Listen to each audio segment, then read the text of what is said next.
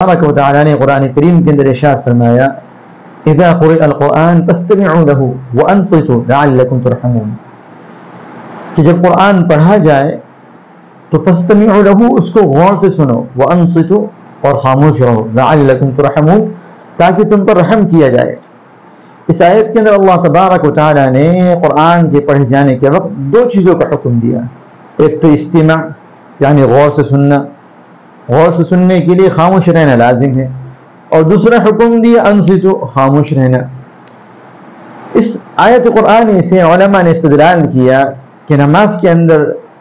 جب امام قرآن کریم پڑھتا ہے، چاہے وہ بلند آواز سے پڑھے یا آہستہ آواز سے پڑھے،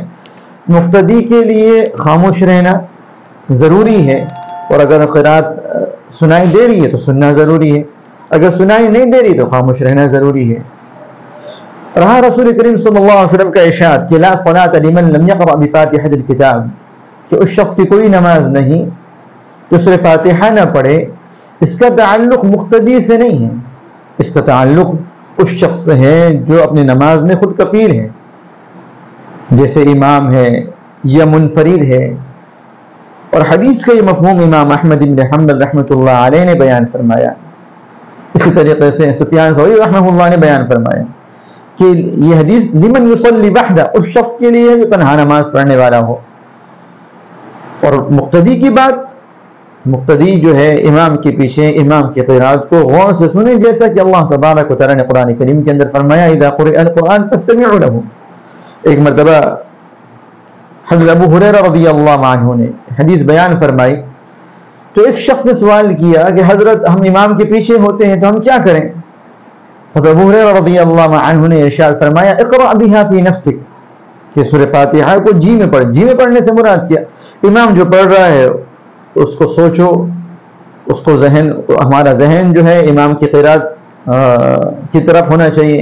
امام الحمدللہ رب العالمین کہہ رہا ہے تو ہمارے ذہن میں اللہ کی بڑائی، اللہ کی ربوبیت، اللہ کا سارے جہانوں کا رب ہونا یہ ہمارے ذہن میں چل رہا ہو۔ امام کہتا ہے الرحمن الرحیم، ہمارے ذہن کے اندر چل رہا ہو کہ اللہ بڑا مہربان نہایت رحم والا ہے۔ امام پڑھتا ہے مالکی یوم الدین، ہمارے ذہن میں اللہ کی مالکیت کا تصور ہو۔ امام کہتا ہے ایاک نعبد و ایاک نستعین، کہ ہم اللہ ہی کی عبادت کرتے ہیں، اللہ ہی سے مدد چاہتے ہیں، یہ چیز ہمارے ذہن کے اندر چل رہی ہو، یہ ہے مقتدی کی قرآن،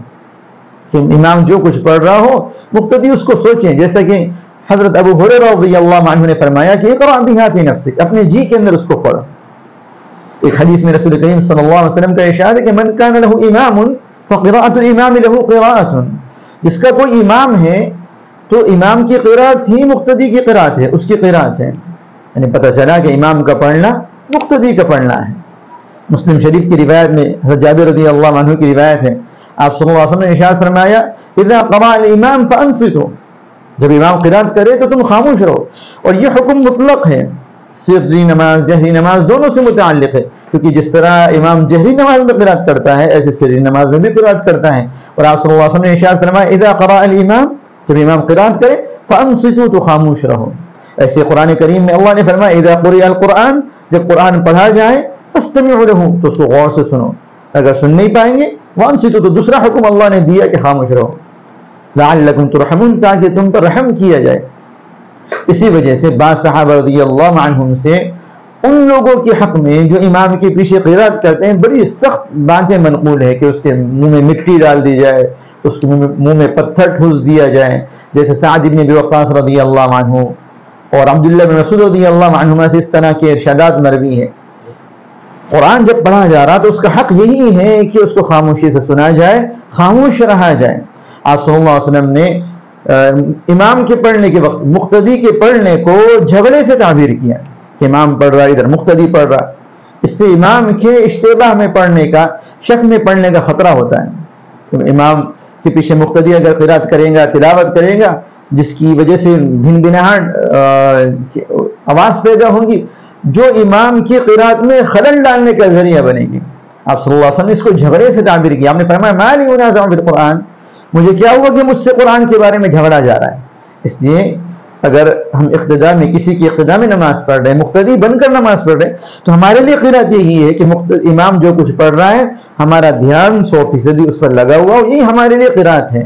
جیسے کہ رسول کریم صلی اللہ علیہ وسلم نے ارشاد فرمایا من کان لہ امام، جس کا کوئی امام ہے فقراءۃ الامام لہ قرآن، تو امام کا پڑھنا اس کا پڑھنا ہے. اب مقتدی کیا کرے؟ مقتدی جو ہے جیسے کہ حضرت ابو ہریرہ رضی اللہ عنہ نے فرمایا اقرأ بها فی نفسک، جی میں اس کو پڑھے. جی میں پڑھے مطلب